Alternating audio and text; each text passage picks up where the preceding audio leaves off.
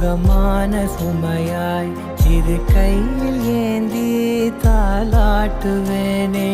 காற்றோடு தலை கோதி நதியோடு தவழ்ந்து உயிரோடு உயிராக உறவாடும் அழகே.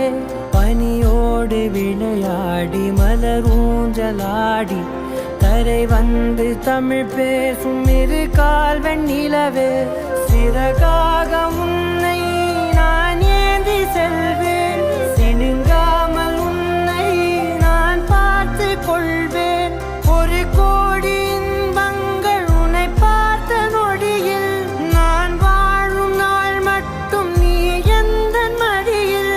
உன்னை ஈன்ற பொழுதிங்கு கடவுள் தன் முகம் பார்த்த பொழுது உன் பாதம் தொழுது. ஆரா